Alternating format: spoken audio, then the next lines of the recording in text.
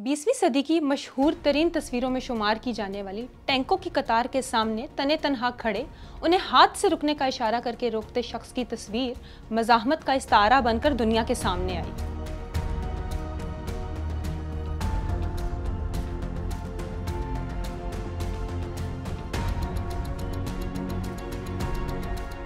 ये मंजर चीन के दारुल हुकूमत बीजिंग के तियाननमेन स्क्वायर पर 4 जून 1989 को होने वाले कत्लेआम के दौरान अक्सबंद किया गया था, जिसने पूरी दुनिया को हिला कर रख दिया था। लेकिन हैरत अंगेज तौर पर आज तक ना तो उस शख्स की शनाख्त वाज़ेह हो सकी और ना ही ये मालूम हो सका कि उनका अंजाम क्या हुआ। एक बरतानवी मैगजीन ने दावा किया था कि टैंक मैन 19 साल का तालिब इल्म था जिसका नाम वोंग वेलन था, लेकिन किसी मोतबर जरिए से इसकी तस्दीक नहीं हो सकी।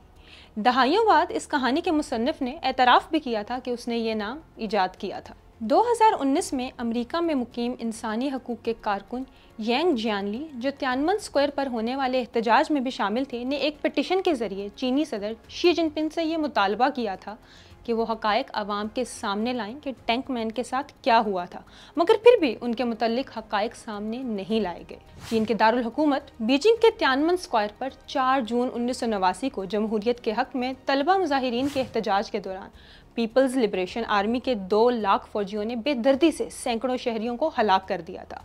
जिससे पूरी दुनिया में गम और गुस्से की लहर दौड़ गई थी। कम्युनिस्ट पार्टी ऑफ चाइना ने दारुल हुकूमत में मार्शल लॉ के ऐलान के बाद मुल्क में 6 हफ्तों यानी 15 अप्रैल से 4 जून तक जारी रहने वाले मुजाहिरों को कुचलने के लिए फ़ौज को तलब किया। 15 अप्रैल को इस्लाह पसंद जमात के रहनुमा हु याओबैंग की हलाकत के बाद 10 लाख से ज़्यादा चीनी नौजवानों ने भूख हड़ताल करने, रियासती बदनवानी के खात्मे, ज़्यादा शफाफियत और शहरी आज़ादियों में इजाफे के मुतालबे के लिए दारुल हुकूमत बीजिंग की पहचान तियाननमेन स्क्वायर पर कब्जा कर लिया था। इब्तदाई तौर पर मुजाहिरीन को मुंतशिर करने के लिए अदम तशद्दुद के तरीक़ों को इस्तेमाल करने की कोशिश की गई, जिसके बाद उन्हें ये धमकी दी गई कि उनके पास ये जगह छोड़ने के लिए 1 घंटा है। लेकिन उसके महज 5 मिनट के बाद ही चीनी फ़ौज ने खुदकार राइफलों से हुजूम पर फायरिंग शुरू कर दी। करीबी इमारतों की छतों से स्नाइपर्स ने मुजाहिरीन पर गोलियों की बरसात कर दी।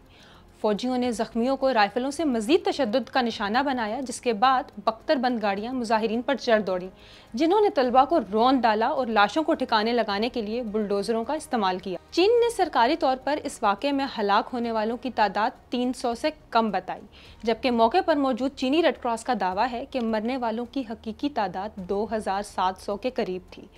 सफ़ेद शर्ट और गहरे रंग की पैंट में मुलबूस, दोनों हाथों में बैग उठाए एक नौजवान ने 4 टैंकों को हाथ से रुकने का इशारा किया और फिर टैंक पर चढ़ गया। इस गैर मामूली लम्हे को 5 गैर मुल्की प्रेस फोटोग्राफर्स ने एक होटल की बैल्कनी से अक्सबंद किया था। ये तस्वीर बनाने वाले फोटोग्राफर्स ने बादशाह बताया कि उन्होंने फिल्म के रोल को चाय के डब्बों और टॉयलेट पेपर रोल में छुपाकर स्मगल किया था। कम्युनिस्ट पार्टी के साबिक जनरल सेक्रेटरी जियांग जेमिन ने बताया था कि वो नहीं जानते कि टैंक मैन को गिरफ्तार किया गया था या नहीं, लेकिन उन्होंने इस बात पर जोर दिया था कि टैंक मैन को कत्ल नहीं किया गया। चंद लोगों का ये भी ख्याल है कि टैंक मैन ताइवान चला गया था, ताहम उनकी शनाख्त और उनके साथ क्या हुआ ये आज तक मुअम्मा ही है, जिस पर चीनी मीडिया में बात तक नहीं की जा सकती।